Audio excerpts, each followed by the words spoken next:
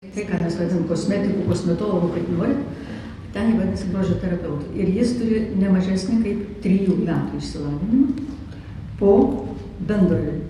Turi jis jau baigęs vidurinę mokyklą ir jis tada ateina, mokosi 3 metus ir tada jis patampa grožio terapeutų. Bet pirma, negu jisai dar patampa tuo, turi savo praktiką, jisai dar 1 arba 2 metus, jisai dar dirba greta su tuo patyrusiu specialistu. Ir tik tai tada jis turi teisę pradėti savo praktiką. Vienas dalykas. Ir kitas dalykas, Europoje yra licenzijuoja. Licenzijuoja? O pas mus licenzijuojama, nieko negali. Kitas dalykas, kad licencijas išduoda pas juos, licencijas išduoda, kaip... Pas ką pas juos patikslinkite, prašau. Kaip čia pasakyti? Profesinės asociacijos. Kitaip sakant, susivienyje yra tokios susirašyti. O kokiose šalyse? Kokiose šalyse? Anglija, tikrai, Prancūzija, tikrai, aš dar žinau, Vokietija. Tai šitos, kurios jau tiksliai žinau. Manau, kad ir šitą dar galima.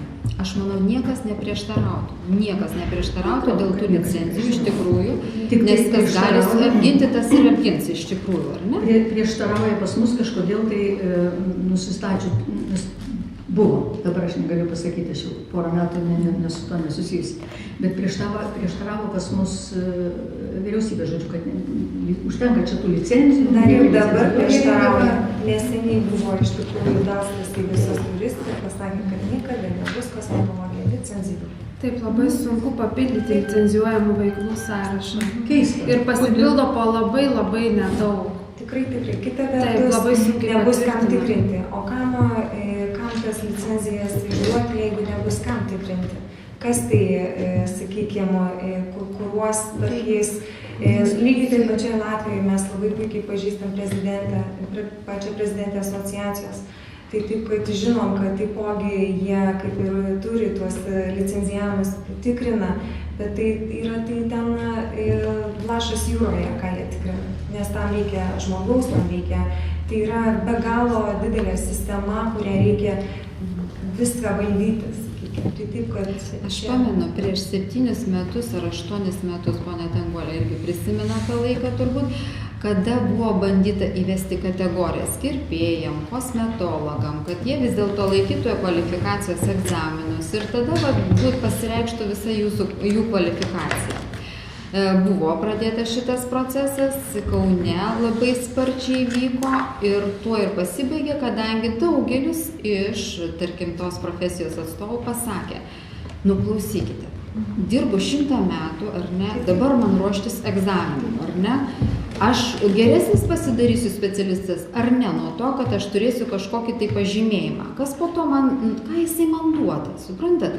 Ir tikrai buvo neblogas dėl to, tarkim, visas šitas judėjimas, kadangi buvo įkurta profesinė sąjunga, profesinė sąjunga be abejo būtų labai pravertus ateityje, kada jau, sakysim, šitos profesijos atstovas baigė savo veiklą, arba susirga, be abejo yra kažkokios socialinės garantijos, ligos atveju, pensijos atveju, tai buvo idėjos verta iš tikrųjų visa ta veikla, bet matot, kaip visada. O kodėl sužlugo? Tai kaip ir minėjau, sakau, daugelis pasyviai pažvelgia į šitą dalyką. Ką tai man duoda? Šiandienai asociacija, atsiprašau, taipogi susiduria su tą pačią problemą. Stebėjimas iš šono. Pas mus galėtų pirmą tu padaryk ką nors, tada patikrinsimės jūs, o jeigu jau pasiseks, mes tą pažiūrėsime. Ir tai yra daug etapų, kodėl jie stebi mus. Atsiranda asmeniškumai, atsiranda kažkokios konkurencija, nežinau kodėl, nes tai tikrai tie patys sekmadieniai atiduodami kosmetologam, paimama taipogi šeimos, mes esam dviese, tai taip, kad esmė, kad noras padėti, bet lyg ir iš tolo žiūri, bet tuo pačiu. Ir prieš tai esančios asociacijos, kodėl jos veiklos nebevykdo? Dėl tos pačios priežasties, į sieną atsidūrė. Išsikvėpė tiesiog, manau, tai yra per sunku. Išsikvėpimas, jeigu padėtų visi, ko ir visi tik tai reikalauja. Ir man reikia kartais ir duoti. Jeigu aš, sakysim, aš galiu apginti tos paprastos moters interesus. Aš nesu kosmetologė, nei grožio specialistė. Aš pas juos einu. Jeigu aš ateinu ir man kažką padaro blogai, ir jokios licenzijos vis tiek neturi ir aš neturiu kur kreiptis ir neturiu kur ieškoti tiesos. Tai kodėl neįvestų licenzijų priverstinai, kad jos turi būti? Kodėl daktarai neprieštarauja? Daktarai neprieštarauja, jiems reikia. Ne? Jeigu jie ten pradirbo Seime 20 metų, jis neturi teisės jau verstis medicininę praktiką. Žinoma, kad taip. O koks kirpėjas arba kosmetologas jis gali netgi ko gero leisti tas injekcijas, jeigu jisai pabaigė kursus ar ne. Licenzijuota visą tai, mokama licenzija, metinis mokestis, tada sukurti papildomus etatus darbuotojams, kurie tikrintų, vykdytų prevencinę veiklą prieš neteisėtai vykdomą veiklą. Bet taip bus žmogui geriau. Tai nėra. Prieš 11-10 metų buvo licencijavimas. Ir aš labai gerai atsimenu tuos laikus, turbūt mano kolegės irgi. Ir kosmetikė, ir buvo normos išrašytos.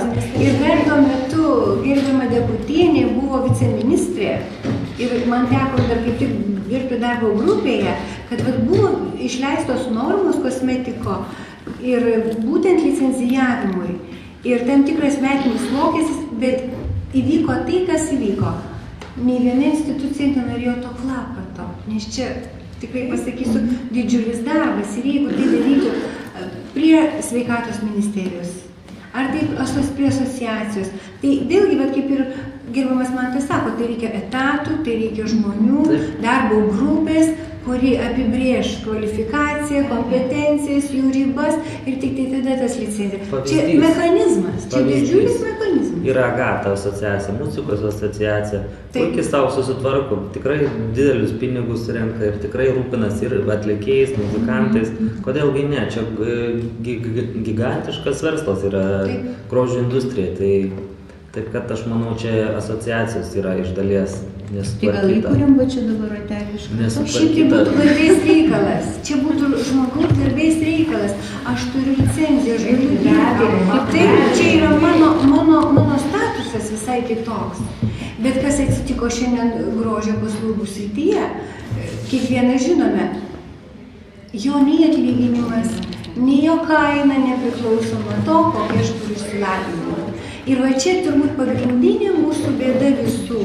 Ar ta mergina, kuri baigė 2 metų programą, ar ta, kuri baigė 3 metų programą, jie atlieka praktiškai tą pačią paslaugą ir tą pinigėlį, už kurį jinai dirba, jinai gauna vienodai. Ir jinai sako, kam man reikia tų licencijų, aš savo dirbu ramiai ir nesukit jūs man galvos.